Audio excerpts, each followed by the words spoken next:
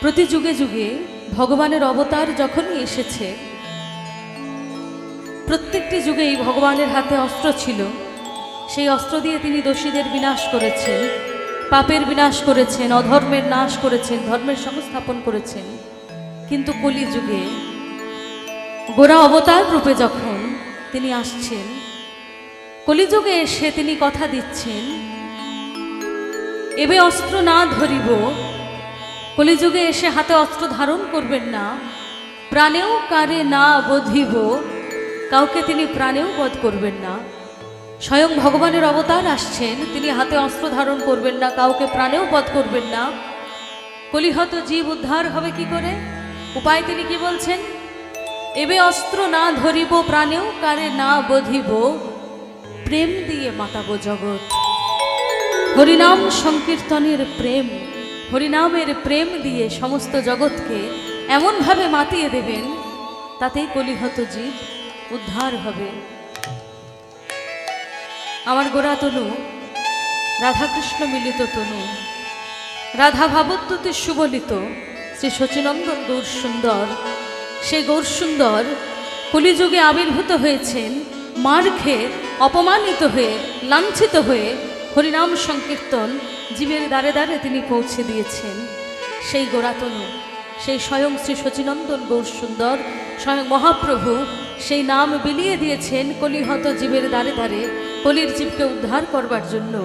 আর আমার গোরাচাঁদ সেই তখন থেকে, আমার গোরাচাঁদ নাম বিলিয়ে দিয়ে প্রেম বিতরণ করে, হরিনামের প্রেম বিতরণ করে তিনি দেখিয়েছেন যে রাধাকৃষ্ণ প্রেম, রাধাকৃষ্ণকে পাওয়া কি মধুর বিষয়, রাধাকৃষ্ণ প্রেম কি মধুর বিষয়। তিনি সেটি জীবের দ্বারে দ্বারে এনে পৌঁছে দিয়েছেন, সেই হরিনাম সংকীর্তন। আর আজকে শুনে নেব তেমনই একজন ভক্তের কথা, যিনি খুব অল্প বয়সে, খুব ছোট্ট বয়সে, যার মধ্যে এই রাধাকৃষ্ণের প্রেমের সঞ্চার যার মনের মধ্যে হয়েছিল, এবং তিনি অতি অল্প বয়সেই রাধা গোবিন্দের যুগল চরণ লাভ করেছিলেন। আজকে আমরা সেই ভক্তের কথা শুনে নেব। তিনি হচ্ছেন দুঃখী কৃষ্ণদাস। কৃষ্ণ লাভ করা, কৃষ্ণ প্রেম লাভ করা, গৌর কৃপা লাভ করা, এটি হচ্ছে আমাদের নরজনমের সার্থকতা। মানব জীবনে যে আমরা এসেছি, মানব দেহ ধারণ করে যে আমরা এসেছি, আমাদের এই মানব জনমের সার্থকতাই হচ্ছে কৃষ্ণ প্রেম লাভ করা।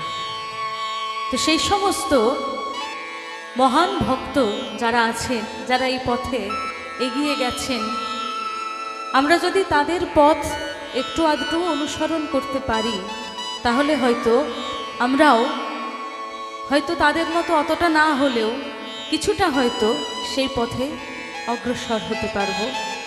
আজকে সেই একজন ভক্তের কথা আমরা শুনব। তিনি হচ্ছেন দুঃখী কৃষ্ণদাস। দুঃখী কৃষ্ণদাস, যিনি অতি অল্প বয়সেই রাধা গোবিন্দের যুগল চরণ প্রাপ্ত হয়েছিলেন। কৃষ্ণদাসের জন্ম হচ্ছে ধারেন্দা গ্রামে। অদ্বৈত প্রভু অপ্রকট হয়ে যাবার পর, অদ্বৈত প্রভু যখন দেহাবসান ঘটল, অপ্রকট যখন হয়ে গেলেন, কিন্তু তখনও তার রাধা গোবিন্দের সেবা করার যে মনোবাসনা, গৌর সেবা, রাধা গোবিন্দের সেবা করার মনের বাসনা তার পূর্ণ হলো না। তো তিনি পুনরায় দেহ ধারণ করে পৃথিবীতে আসতে চাইলেন। সেই অদ্বৈত প্রভুর দ্বিতীয় কলেবর ধারণ করে জন্মগ্রহণ করলেন স্বয়ং কৃষ্ণদাস, দুঃখী কৃষ্ণদাস। তার জন্ম কোথায়? মেদিনীপুরের ধারেন্দার গ্রামে। ধারেন্দাতে জন্ম নিলা অদ্বৈত কলেবর, ধারেন্দাতে জন্ম নিলা অদ্বৈত কলেবর, ধারেন্দাতে জন্ম নিলা অদ্বৈত কলেবর, ধারেন্দাতে জন্ম নিলাম অদ্বৈত কলেবর। মাতা মাতা দুরিকা দেবী পিতা কৃষ্ণ মণ্ডল। মাতা দুরিকা দেবী পিতা কৃষ্ণ মণ্ডল। মাতা দুরিকা দেবী পিতা কৃষ্ণ মণ্ডল। মাতা দুরিকা দেবী পিতা কৃষ্ণ মণ্ডল। আমাদের অদ্বৈত প্রভু এলো রে, অদ্বৈত প্রভু এলো রে, অদ্বৈত প্রভু এলো রে, অদ্বৈত প্রভু এলো রে। রাধা কৃষ্ণ সেবা করবেন বলে অদ্বৈত প্রভু এলো রে। কৃষ্ণ সেবা করবেন বলে আমাদের অদ্বৈত ঠাকুর এলো রে। মাতা দুরিকা দেবী পিতা কৃষ্ণ মণ্ডল।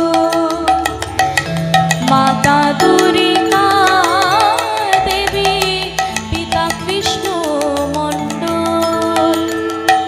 ধারেন্দাতে জন্মগ্রহণ করলেন দুঃখী, যেহেতু অত্যন্ত দুঃখের পরিবারে জন্ম, সেই জন্য পিতা মাতা তার নাম রাখলেন দুঃখী।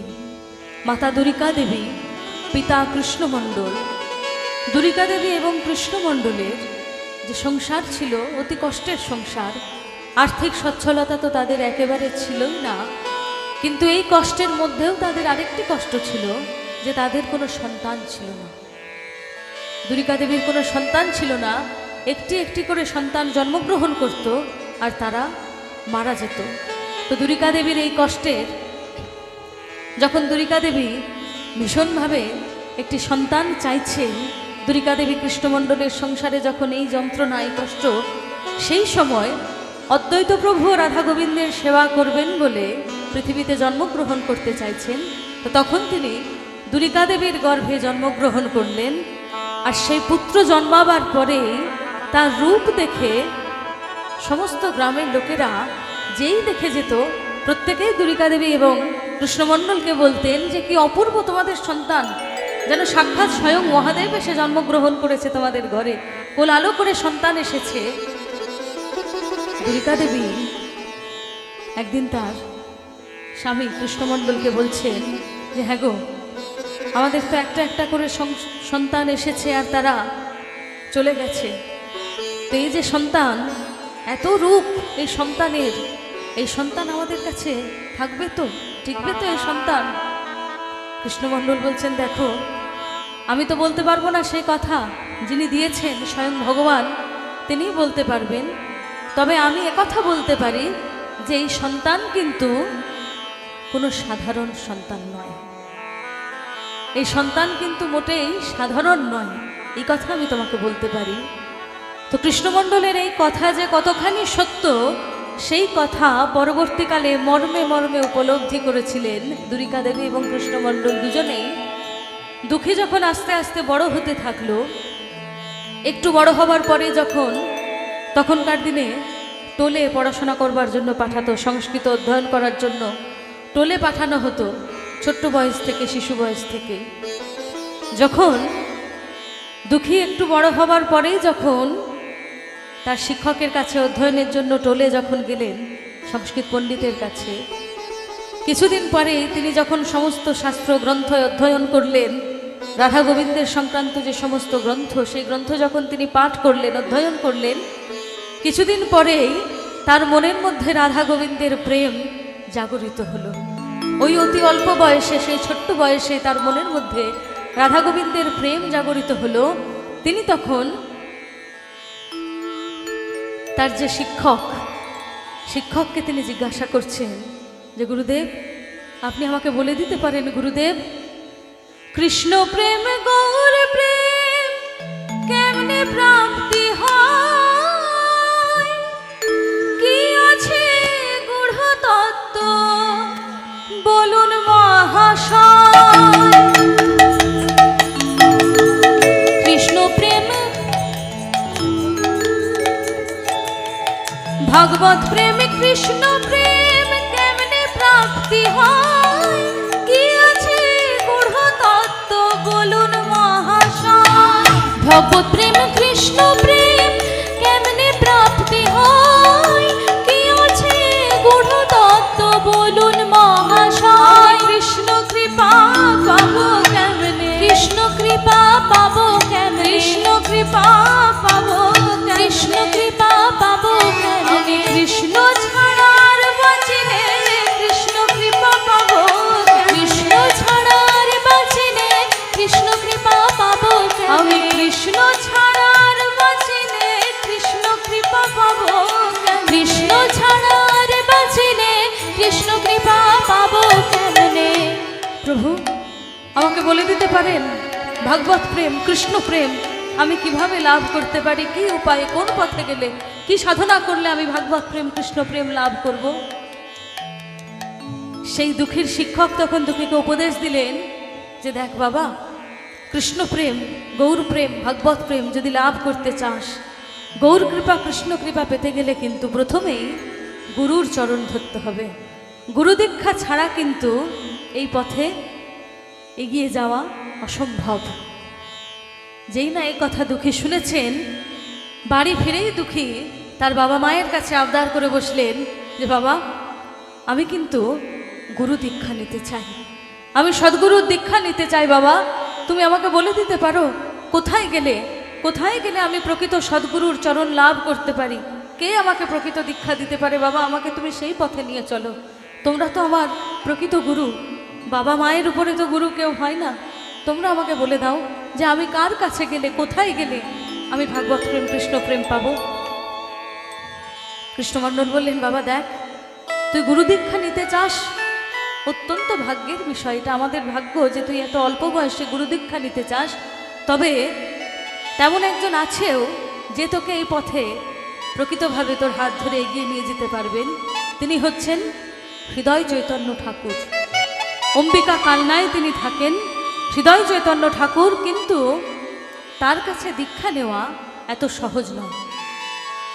তিনি কিন্তু সহজেই যে কাউকে দীক্ষা দেন না, অতি কঠোর পরিশ্রম করতে হয়, অতি কঠোর পরীক্ষা দিতে হয় তার সামনে। সেই পরীক্ষাতে যদি তুই উত্তীর্ণ হোস তাহলে তবেই তিনি তাকে দীক্ষা দেবেন। বলে বাবা যত কঠিনই পরীক্ষা হোক আমি সব ধরনের পরীক্ষা দিতে রাজি আছি, কিন্তু আমি তার কাছে যেতে চাই, আমি তার দীক্ষা পেতে চাই। কৃষ্ণমণ্ডল তখন বললেন দেখ অম্বিকা কালনা তো এখান থেকে বহু দূর, আমি তো তোকে একা পাঠাতে পারবো না। তো আমাদের এখান থেকে অনেকেই মাঝে মধ্যে গঙ্গা স্নানের জন্য যায়, নবদ্বীপে যায়, তো সেরকম যদি গ্রামের কেউ যদি বিশ্বস্ত কেউ যায় তার হাতে আমি তোকে পাঠিয়ে দেব, তুই কিছুদিন অপেক্ষা কর। কিন্তু যার মনে একবার কৃষ্ণ প্রেম গৌর প্রেম যার মনে সঞ্চার হয়েছে, গুরু দীক্ষার জন্য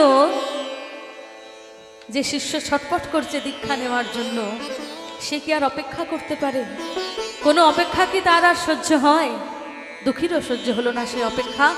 দুঃখী কি করলেন, একদিন গভীর রাত্রে পিতামাতা যখন ঘুমিয়ে, সেই সময় মধ্যরাত্রে পিতামাতার চরণে প্রণাম জানিয়ে ছোট্ট দুঃখী অম্বিকা কালনায় নবদ্বীপের উদ্দেশ্যে ছোট্ট দুঃখী মাঝরাত্রে নিজের বাড়ি ছেড়ে বেরিয়ে পড়লেন পিতামাতার চরণে প্রণাম জানিয়ে। সেই ছোট্ট দুঃখী পিতামাতার চরণে প্রণাম জানিয়ে ঘর থেকে বেরিয়ে যাচ্ছেন মাঝরাত্রে। পিতামাতার চরণে প্রণাম জানিয়ে দুঃখী বলছেন আমি চলে যাই, আমি চলে যাই, বিদায় জননী বিদায়, আমি চলে যাই, আমি চলে যাই, বিদায় জননী বিদায়, আমি চলে যাই, আমি চলে যাই, বিদায় জননী বিদায়, আমি চলে যাই, আমি চলে যাই, বিদায় জননী বিদায়, আমি চলে যাই, আমি চলে যাই, বিদায় জননী বিদায়, পিতা মাতা পরম গুরু শাস্ত্রে যে মাতায়, পিতা মাতার চরণ সেবা পুত্রের ধর্ম হয় মাগো, পিতা মাতা পরম গুরু শাস্ত্রে যে মাতায়, পিতা মাতার চরণ সেবা পুত্র ধর্ম হয় মাগো, পিতা মাতা পরম গুরু শাস্ত্রে যে মাতায়, পিতা মাতার চরণ সেবা পুত্রের ধর্ম হয় মাগো, পিতা মাতা পরম গুরু শাস্ত্রে যে মাতায়, পিতা মাতার চরণ সেবা পুত্রের ধর্ম হয় মাগো, সংসারের মায়া জালে হেথাই কি মা কৃষ্ণ মেলে, সংসারের মায়া জালে হেথাই কি মা কৃষ্ণ মেলে, মাগো সংসারের মায়া জালে হেথাই কি মা কৃষ্ণ মেলে, সংসারের মায়া জালে হেথাই কি মা কৃষ্ণ মেলে, গুরুর চরণ সার করিতে তাই তো আমি গেলাম চলে, গুরুর চরণ সার করিতে তাই তো আমি গেলাম চলে, বিদায় জননী বিদায়, আমি চলে যাই, বিদায় জননী বিদায়, জননী জন্মভূমিশ্চ স্বর্গাদপি গरीयसी, পিতা স্বর্গ পিতা ধর্ম পিতহি পরমং তপ, পিতরি প্রীতিমাপন্নে প্রিয়ন্তে সর্বদেবতা।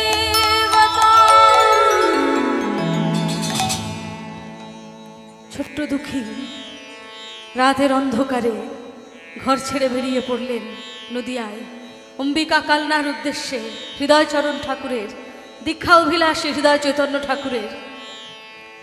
দুঃখী রাস্তায় যাচ্ছে, ছোট্ট তো হেঁটে হেঁটে যাচ্ছে দুঃখী,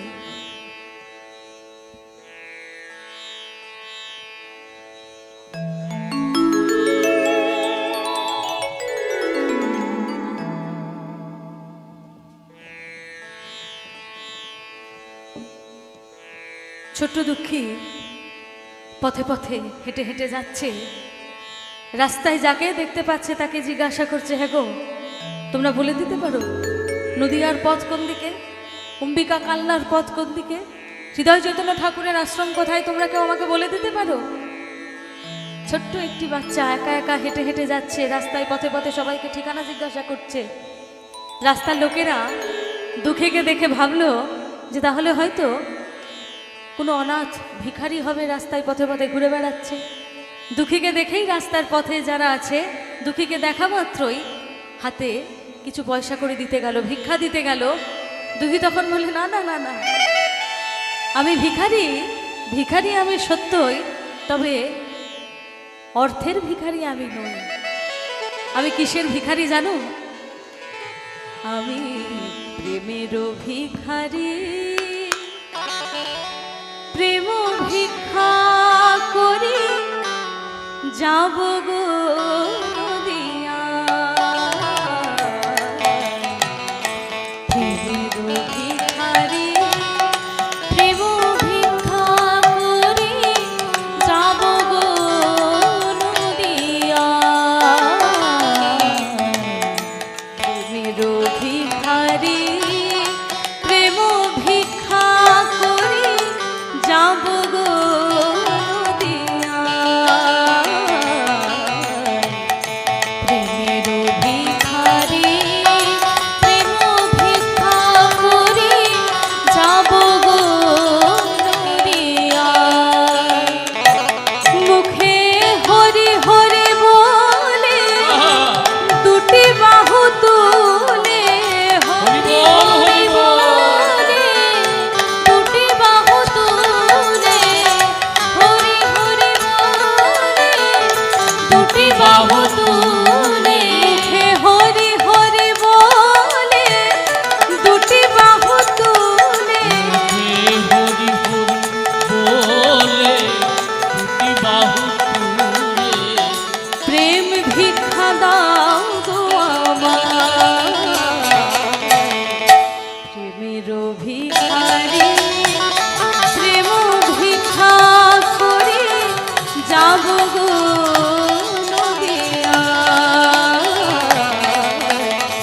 প্রেমেরও ভিখারি, প্রেম ভিক্ষা করে যাব গো নদিয়া। ভিখারি, প্রেম ভিক্ষা করে যাব গো নদিয়া। প্রেমেরও ভিখারি, প্রেম ভিক্ষা করে যাব গো নদিয়া। ছোট্ট দুঃখী রাস্তায় পথে ঘাটে যাকে জিজ্ঞাসা করেন, হৃদয় চৈতন্য ঠাকুরের আশ্রম কোন দিকে বলে দিতে পারো? নদিয়া অম্বিকা কালনার পথ কোন দিকে আমাকে বলে দিতে পারো? জিজ্ঞাসা করতে করতে করতে করতে একদিন উপস্থিত হলেন হৃদয় চৈতন্য ঠাকুরের আশ্রমে। হৃদয় চৈতন্য ঠাকুরের আশ্রমে পৌঁছে দুঃখী হৃদয় চৈতন্য ঠাকুরের চরণ দুটি ধরে প্রণাম করে বলছেন যে প্রভু, আমি আপনার দীক্ষা অভিলাষী, আমি আপনার কাছে দীক্ষা নিতে চাই। বলে, ছাড় ছাড় ছাড় বাবা, চরণ ছাড়, কোথা থেকে এসেছিস তুই? কি নাম? না প্রভু, আমার নাম হচ্ছে দুঃখী, আমি ধারেন্দা থেকে এসেছি, আমি আপনার দীক্ষা অভিলাষী, আপনি আমাকে দয়া করে কৃপা করে আপনি আমাকে যদি দীক্ষা দেন। যে দেখ, দীক্ষা আমি দিতে পারি, তবে তোকে কিন্তু তার পরীক্ষা দিতে হবে। তুই যদি সকল পরীক্ষায় উত্তীর্ণ হতে পারিস তাহলে তোকে আমি দীক্ষা দেব। আমাকে বলুন কি পরীক্ষা দিতে হবে? আমি যে কোনো পরীক্ষা, যত কঠিনই পরীক্ষা হোক, আমি সব ধরনের পরীক্ষা দিতে রাজি আছি। বলে, আগে তুই এখন বিশ্রাম কর, কাল থেকে তোর কাজ শুরু হবে। বলে, না না না না, আগে কৃষ্ণ সেবা, গৌর সেবা, তারপরে বিশ্রাম। আপনি বলুন আমাকে কি পরীক্ষা দিতে হবে? বলে, তাহলে ওই যে সামনেই গঙ্গা বয়ে যাচ্ছে, এই দেখ মাটির কলসি, মাটির কলসিটি নিয়ে গঙ্গার থেকে রোজ তুই মাটির কলসিতে করে মাথায় করে জল নিয়ে আসবি। আর যত আমার এখানে সব তুলসী গাছ যত রয়েছে, গোবিন্দ সেবা গৌর সেবার কাজে লাগে এই সমস্ত তুলসীপত্র, এই গাছগুলিতে তুই রোজ জল দিবি। দুঃখী এই কথা শোনা মাত্রই সেই দিন থেকেই মাথায় করে মাটির কলসিটি নিয়ে যত গোবিন্দ সেবা গৌর সেবার যত তুলসী গাছ, সব গাছে দুঃখী জল দিতে থাকে। গঙ্গার থেকে জল নিয়ে আসে মাথায় করে, আর সেই যত গোবিন্দ সেবা গৌর সেবার তুলসী গাছে দুঃখী জল দিতে থাকে। কিন্তু দুঃখী তো একটি বাচ্চা ছেলে, নরম মাথা, সেই ভারী মাটির কলসিটি মাথায় করে রোজ বইতে বইতে বইতে বইতে কলসির কানায় ঘষা লেগে লেগে দুঃখীর মাথায় কেটে গেল, এবং সেই কাটার উপরে ঘষা লাগতে লাগতে লাগতে লাগতে ঘা হয়ে গেল মাথায়। দুঃখীর মাথায় অসহ্য যন্ত্রণা, কিন্তু তখনও মাথায় করে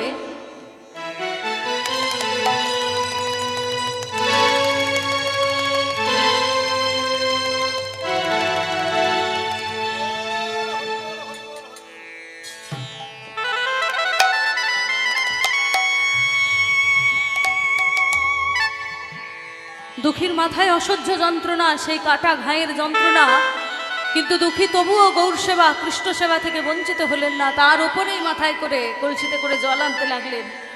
একদিন দুঃখী আর সেই মাথায় করে জল বইতে পারছেন না। দুঃখী কি করলেন?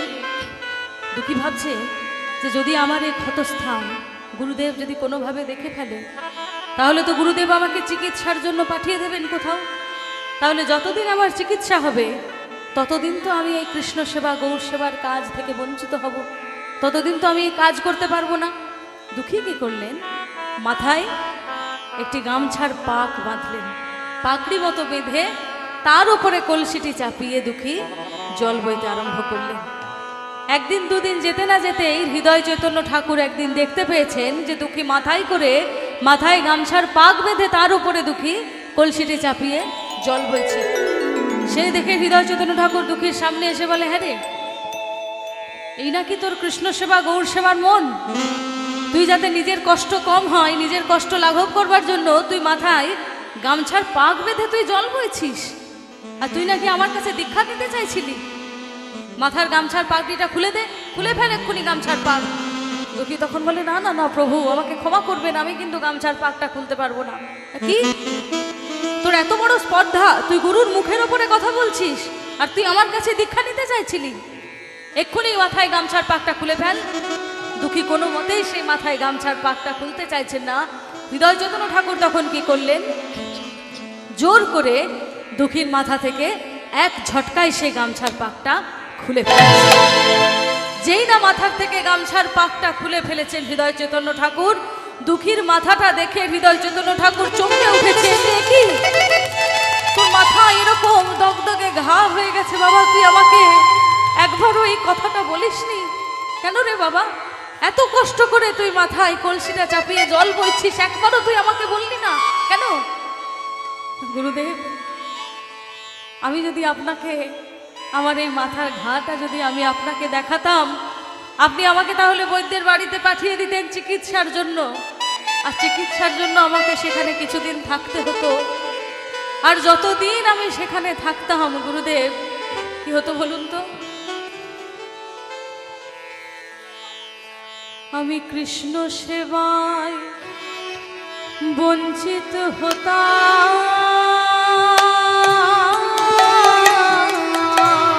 কৃষ্ণ সেবায় বঞ্চিত হতাম,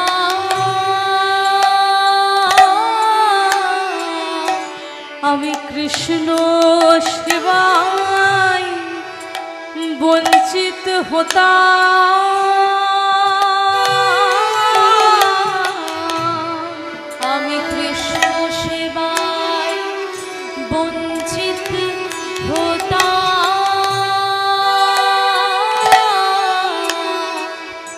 আমায় জলানিতে করতেন বারণ, আমি কৃষ্ণ সেবায় বঞ্চিত হতাম, আমায় জলানিতে করতেন বারণ, আমি কৃষ্ণ সেবায় বঞ্চিত হতাম, আমায় জলানিতে করতেন বারণ, আমি কৃষ্ণ সেবায় বঞ্চিত হতাম।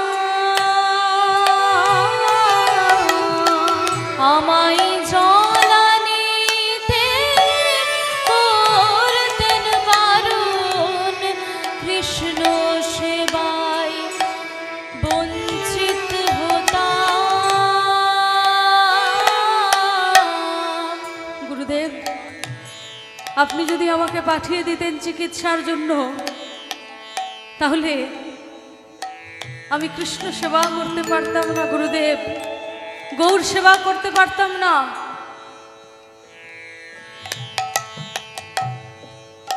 আমাদের এই যে মানব জন্ম, 84 লক্ষ জনই ভ্রমণ করে এই মানব জন্ম পেয়েছি। আর এই মানব জন্মে যদি প্রত্যেকটা দিন আমি গৌর সেবা, কৃষ্ণ সেবা করতে না পারতাম, তাহলে গুরুদেব আমার মানব জন্ম ব্যর্থ হতো।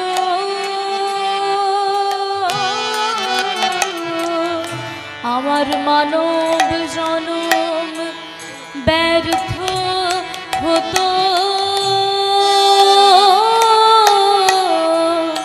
আমার মানব জন্ম ব্যর্থ হতো।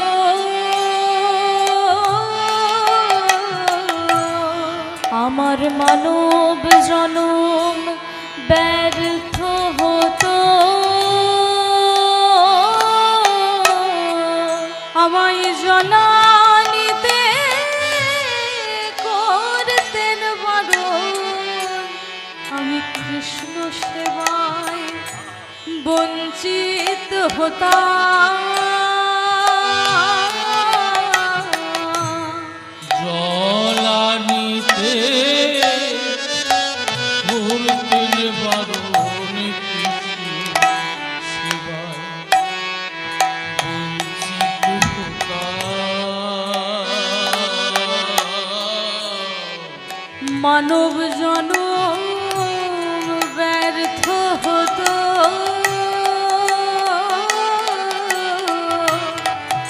জননীতে করতেন বারণ, মানব